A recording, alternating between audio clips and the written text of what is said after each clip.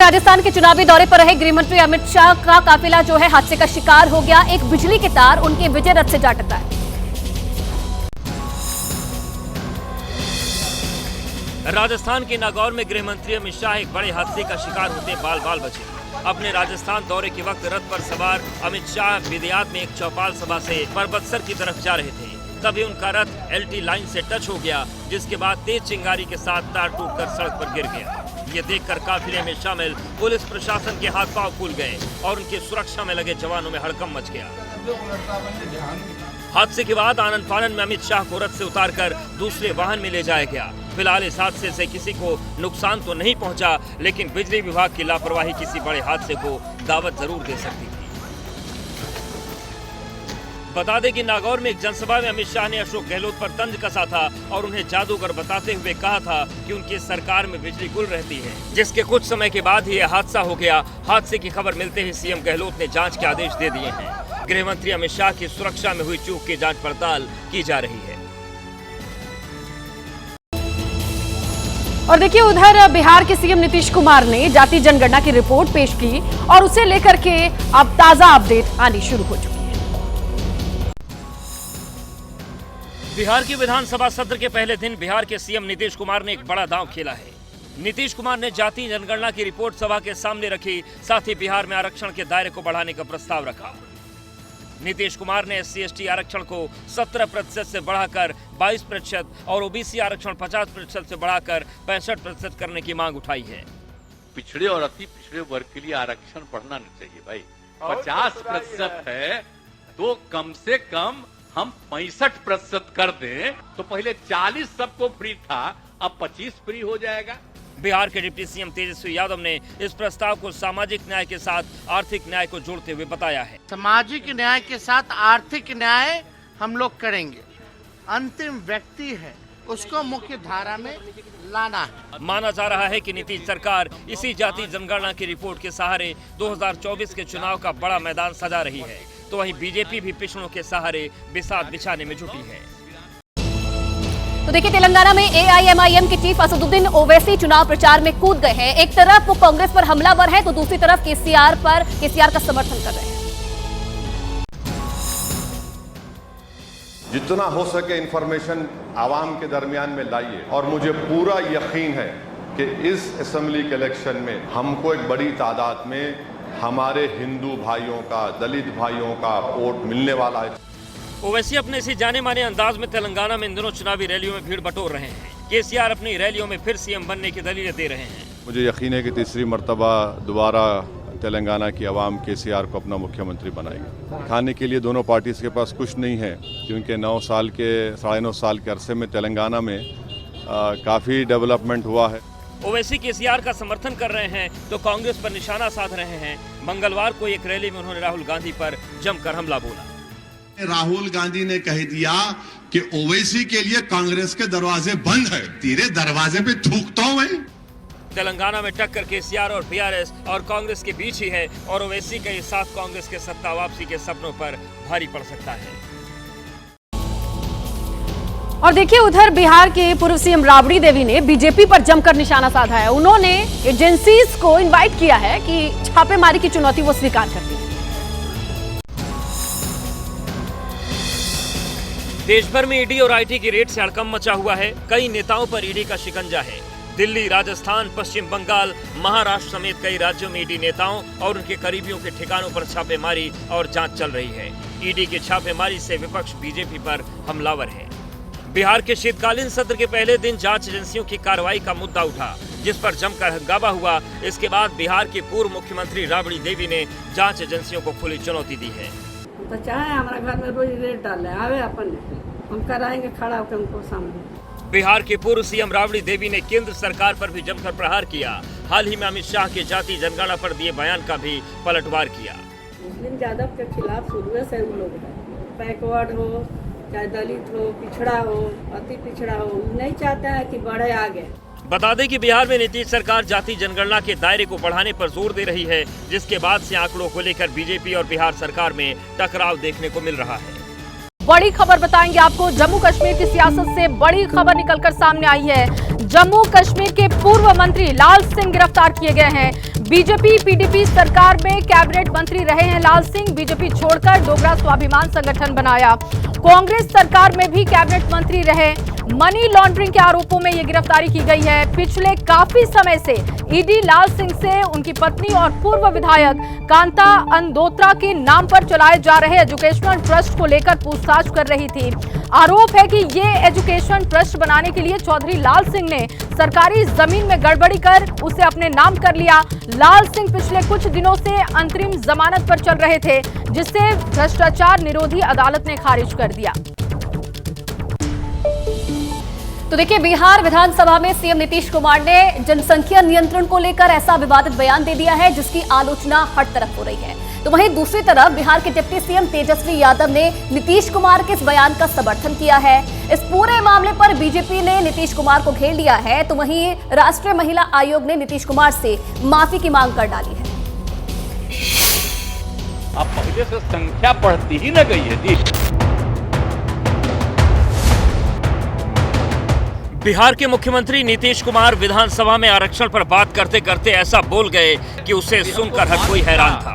सदन में खड़े होकर अपने पेट पर हाथ सहलाते हुए नीतीश कुमार जनसंख्या नियंत्रण पर बोल रहे थे। मंद मंद मुस्कुराते हुए बेटियों की पढ़ाई पर जिक्र करते हुए अचानक ऐसा ज्ञान देने लगे जिसकी शायद किसी को उम्मीद हो। तो जो हम लोगों ने कहा कि अगर पढ़ लेगी लड़की और वो जब शादी होगा लड़का लड़की में, तो जो पुरुष है वो स्वयंभू सुशासन बाबू के मुंह से इसके बाद जो शब्द निकला उसे न तो हम आपको सुना सकते हैं और न ही आप इसको सबके सामने सुन सकते हैं। लड़की पढ़ लेती है तो हमको मालूम था कि वो, लेकिन अंतिम में भी मंद मंद मुस्कुराते हुए नीतीश के शब्द शब्द पर सदन शर्मसार हुई। महिला विधायक शर्म से सिर झुकाने को मजबूर थीं। बगल में बैठे भतीजे तेजस्वी यादव शर्म से गले जा रहे थे।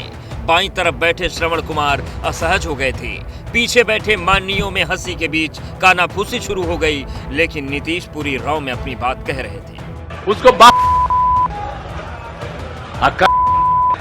तो उसी में अब समझ लीजिए, लड़की पढ़ लेती है तो हमको मालूम था कि वो, लेकिन अंतिम में भी लड़का लड़की में सियासी सोच के सड़ जाने के बाद का ये लज्जाहीन बयान बीजेपी के महिला ब्रिगेड को चुभ गया। महिला नेताओं ने मोर्चा खोल दिया है।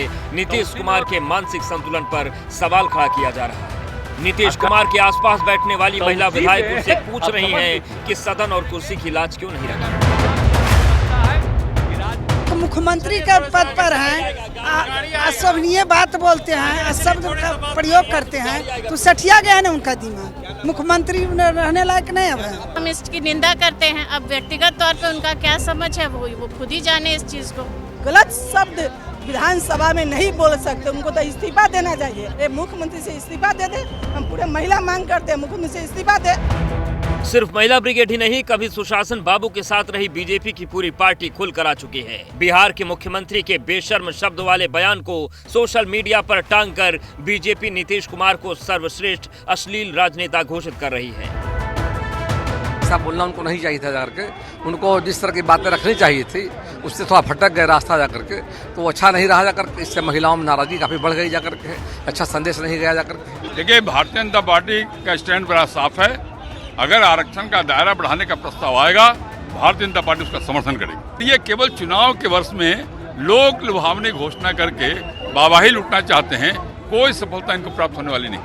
कभी भी किसी भी मुख्यमंत्री ने इस पर या किसी भी सदस्य ने माननीय विधानसभा या संसद में इस तरह की भद्दी गंदी टिप्पणी नहीं किया होगा। जो बात इन्होंने कहा है वो अत्यंत ही दुर्भाग्यपूर्ण ही नहीं बल्कि निंदास्पद है और इनको अविलंब इस्तीफा देना चाहिए और पूरी देश की जनता से माफी मांगनी चाहिए।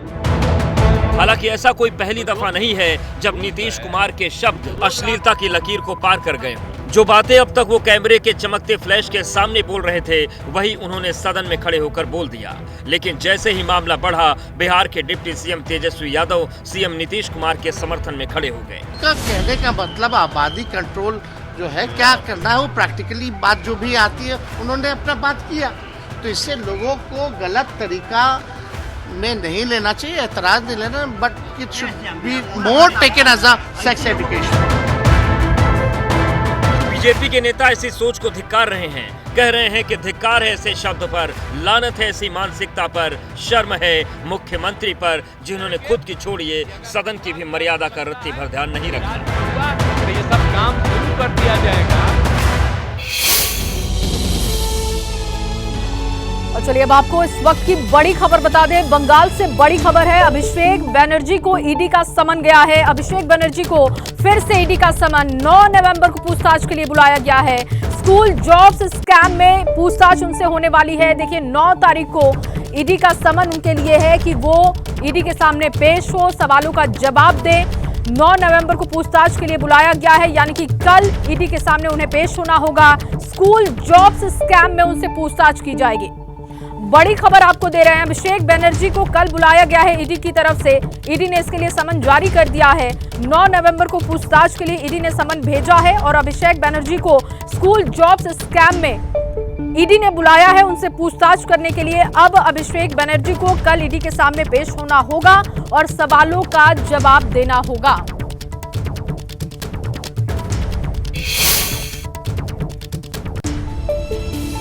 चलिए आज का एक और सेगमेंट देखने के लिए सीधे चलते हैं मेरी सहयोगी स्नेहलता के पास। बिल्कुल जया, देखिए एमपी विधानसभा चुनाव के मैदान में विपक्षी गठबंधन इंडिया की गांठें खुलती दिखाई दे रही हैं। यूपी में इंडिया के तमाम सहयोगियों की भाषा बदलती जा रही है। मध्य प्रदेश के चुनावी रण में कांग्रेस के लिए चुनौती बन रहे अखिलेश यादव अब विपक्ष के सहयोगी कांग्रेस को ही निशाने पर ले रहे हैं।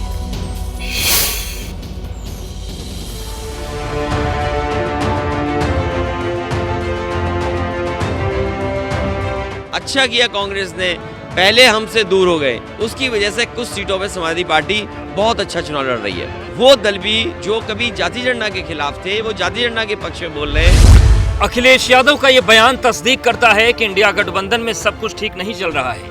मध्य प्रदेश विधानसभा चुनाव में गठबंधन के तहत सीटें न मिलने से नाराज समाजवादी पार्टी के मुखिया अखिलेश यादव लगातार कांग्रेस पर हमलावर हैं। पहले कांग्रेस की सरकार थी, वो भी समय समय पे जांच कराती थी। आज बीजेपी है, वो समय समय पे जांच कराती है अपनी सुविधा के लिए। तो ना कांग्रेस बची है और इस बार बीजेपी भी चली जाएगी। लोकसभा में सबसे ज्यादा सांसद भेजने वाला यूपी इंडिया गठबंधन की सबसे कमजोर कड़ी नजर आ रही है। कांग्रेस नेतृत्व की तरफ से अखिलेश यादव से बात करने के बावजूद उनके हमले बंद नहीं हुए हैं। जहाँ तक कांग्रेस का सवाल है, अच्छा किया कांग्रेस ने, पहले हमसे दूर हो गए, नहीं तो कई हमारे साथी नॉमिनेशन ही नहीं कर पाते, क्योंकि उन्हें ये भरोसा था कि साथ मिलकर लड़ रहे हैं। बीते चुनाव नतीजों को ध्यान में रखकर एमपी में समाजवादी पार्टी और कांग्रेस में गठबंधन की बात हुई थी। अखिलेश यादव कम से कम आधा दर्जन सीट चाहते थे, लेकिन सीटों के चयन पर कमलनाथ ने वीटो लगा दिया और बात नहीं बनी। ऊपर से कमलनाथ के छोड़ो अखिलेश वखिलेश वाले बयान ने आग में घी का काम किया। अरे भाई छोड़ो अखिलेश यादव ने आरोप लगाया कि अरे भाई छोड़ो अखिलेश यादव कांग्रेस से इतने गुस्से में नजर आ रहे हैं कि वो बीजेपी के बहाने कांग्रेस को घेर रहे हैं। कांग्रेस बीजेपी से सावधान इसलिए कर रहा हूं मैं, क्योंकि मध्य प्रदेश में दोनों दलों ने सरकारें बनाई हैं, लेकिन जो तस्वीर बदलनी थी किसानों की, गरीबों की, वो तस्वीर नहीं बदली है। आज भी गरीबी है, आज भी भुखमरी है, आज भी बेरोजगारी है। मामला इतने आगे बढ़ गया है कि यूपी में एसपी और कांग्रेस के नेताओं ने लोकसभा चुनाव की सीटों को लेकर अपने दावे शुरू कर दिए। कांग्रेस सूत्रों का कहना है कि अखिलेश की भाषा असहज करने वाली है, लेकिन बीजेपी को इस बहाने कांग्रेस को घेरने का मौका मिल गया है। इंडी एक गठबंधन बना जिसमें सपा भी है, आप भी है। दिल्ली में दोस्ती और राज्यों में कुश्ती। अखिलेश यादव जी ने कल कहा, इस पे भरोसा करके हमने गलती की। इंडी गठबंधन वाले लोग ही कांग्रेस को कोस रहे। कांग्रेस ने कभी भी किसी राजनीतिक दल को सम्मान ही नहीं दिया, हमेशा से उन्होंने यूज किया और थ्रो किया, और इसलिए ये गठबंधन अपने अस्तित्व को बचाने का गठबंधन था। लगा उनको कि कांग्रेस सम्मान नहीं दे रही है। हर गठबंधन का सदस्य हमसे नाराज है। हालांकि यूपी कांग्रेस अध्यक्ष अजय राय दावा कर रहे हैं कि अखिलेश यादव से किसी भी तरह का मतभेद नहीं है। गठबंधन के साथ ही सब लोग खड़े हैं, जैसा आप लोगों ने पहले भी कहा कि सब लोग साथ खड़े हैं और सब लोग साथ लेकर सबको चल रहे हैं। कहीं पर भी कोई आपस में कोई मतभेद नहीं है, कोई वो आपस में कोई भी उस तरह की सोच नहीं है। ऐसे में देखना रोचक होगा कि कांग्रेस और अखिलेश की खटास कैसे दूर होती है। ऐसा नहीं हुआ तो इंडिया गठबंधन का मिशन लोकसभा खटाई में पड़ जाएगा। लेकिन जिस तरह से अखिलेश यादव कांग्रेस को घेर रहे हैं वो इंडिया गठबंधन में चुनौतियां बढ़ाने वाला होगा, क्योंकि नीतीश कुमार भी कांग्रेस को घेर चुके हैं। और अब बात दिल्ली की हवा की करेंगे। दरअसल दिल्ली की हवा ऐसी हो चुकी है जो बेहद खतरनाक है। सवाल यह है कि वायु प्रदूषण से जिस तरह के खतरे पैदा हो रहे हैं, इसके बाद भी अब कोई सख्त कदम उठाया जाएगा क्या? सिवाय कुछ नियम जो लगाए गए हैं, ये सभी को पता है कि दिल्ली का जो प्रदूषण है वो अब गंभीर स्वास्थ्य खतरों को पैदा कर रहा है, जो हर साल लोगों को प्रभावित कर रहा है। बावजूद इसके सरकार कोई ठोस कदम क्यों नहीं उठा रही है? देखते हैं कि अब तक क्या ठोस कदम उठाए गए हैं और किस तरीके की मीटिंग अब तक हुई है। रिपोर्ट देखिए।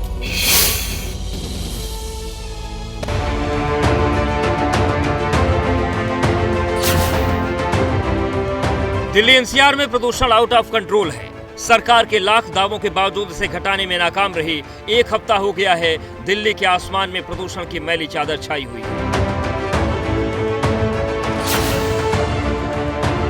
हवा में प्रदूषण इतना ज्यादा है कि सांस लेना मुश्किल हो गया है। दिल्ली एनसीआर में पॉल्यूशन टॉप गियर में है। दिल्ली के अलग अलग मॉनिटरिंग स्टेशनों की बात करें जहां पर AQI मापा जाता है, तो सभी जो मॉनिटरिंग स्टेशन है वहां पर जो मार्क है वो रेड दिखा रहा है। यानी लगभग सभी मॉनिटरिंग स्टेशनों पर जो AQI मीटर है वहां पर AQI 400 के पार जो है वो जा चुका है। देश की राजधानी दिल्ली गैस चैम्बर बनी हुई है। सांसों पर संकट बरकरार है। अभी भी दिल्ली एनसीआर के कई इलाकों में एयर क्वालिटी इंडेक्स 400 से 500 के बीच बना हुआ है। कई हिस्सों में PM 2.5 खतरनाक स्तर 500 से ऊपर चला गया है। हम आपको अगर इंडिया गेट की अगर हम आपको तस्वीर दिखाना चाहें तो आपको इंडिया गेट की तस्वीर इस वक्त जो है वो थोड़ी धुंधली जरूर नजर आ रही होगी, क्योंकि जब AQI इतना ज्यादा है और ये धुंध जो है वो इस वक्त दिल्ली के आसमान में जो है वो छाया हुआ है पिछले एक हफ्ते से, और इसी वजह से जो विजिबिलिटी है वो भी जो है वो गिरी है। दिल्ली एनसीआर में प्रदूषण में इजाफा होने के बाद नोएडा और गाजियाबाद में प्रशासन ने बड़ा फैसला लिया है। गाजियाबाद में प्रशासन ने 10 नवंबर तक स्कूल बंद कर दिए हैं। नोएडा में भी 10 नवंबर तक स्कूल बंद किए गए हैं। हालांकि इस दौरान ऑनलाइन क्लास जारी रहेगी। स्मॉग की चादर से ढका दिल्ली एनसीआर लोगों का दम घोट रहा है। दिवाली तक प्रदूषण से राहत के आसार नहीं हैं। दिल्ली में दिवाली के बाद ऑड इवन फॉर्मूला भी शुरू हो रहा है। हालांकि ऑड इवन पर केजरीवाल सरकार को सुप्रीम कोर्ट ने कटघरे में खड़ा कर दिया है। सरकार की इस स्कीम पर ही सवाल खड़ा कर दिया। कोर्ट को कहना पड़ा कि प्रदूषण रोकने पर ठोस काम करने के बजाय दिल्ली सरकार सिर्फ दिखावेबाजी कर रही है। सुप्रीम कोर्ट ने सख्त टिप्पणी करते हुए ऑड इवन को अवैज्ञानिक बताया। कोर्ट ने पराली से खाद बनाने के सरकारी दावे को भी दिखावा कहा। दिल्ली में बंद पड़े स्मॉग टावर्स को तुरंत चालू करने के निर्देश दिए। टावर्स न चलाने के लिए जिम्मेदार अफसरों पर कार्रवाई करने के निर्देश दिए। दिल्ली सरकार एनवायरमेंट कॉम्पनसेशन चार्ज वसूलती है। पूछा इस टैक्स की कितनी वसूली हुई, इस पैसे को कहां खर्च किया। डीजल गाड़ियों के रजिस्ट्रेशन पर दिल्ली में 1% टैक्स वसूला जाता है। दिल्ली में अगले हफ्ते से ऑड इवन लागू होने वाला है। तारीख भी सामने है, दिवाली के बाद 13 से 20 नवंबर। लेकिन सुप्रीम कोर्ट की सख्त टिप्पणी के बावजूद ऑड इवन को लेकर दिल्ली सरकार का रुख भी दिल्ली के आसमान की तरह साफ नहीं है। सुप्रीम कोर्ट ने पटाखों को लेकर के, पराली को लेकर के, दिल्ली के चारों तरफ जो प्रदूषण हो रहा है उसको लेकर के अपने कई तरह के ऑब्जर्वेशन दिए हैं। अभी हम उनके ऑर्डर का इंतजार कर रहे हैं। हमारी सरकार सुप्रीम कोर्ट का जो भी आदेश है उसको जो है लागू करने के लिए आगे बढ़ेगी। दरअसल प्रदूषण इतना खतरनाक है कि हर साल लाखों लोगों की मौत हो जाती है। आंकड़ों पर नजर डालें तो हर साल वायु प्रदूषण से 16,07,000 लोगों की मौत होती है, जबकि हर महीने 1,39,000 अपनी जान गंवाते हैं। प्रदूषण से हर दिन 4,639 लोगों की जान चली जाती है। यही नहीं, हर घंटे प्रदूषण से 193 और हर मिनट 3 लोगों की मौत होती है। दिल्ली में वायु प्रदूषण से मरीजों की संख्या बढ़ी है। सांस और फेफड़ों के मरीज लगातार अस्पताल आ रहे हैं। ऐसे में डॉक्टर लोगों को सावधानी बरतने की सलाह दे रहे हैं।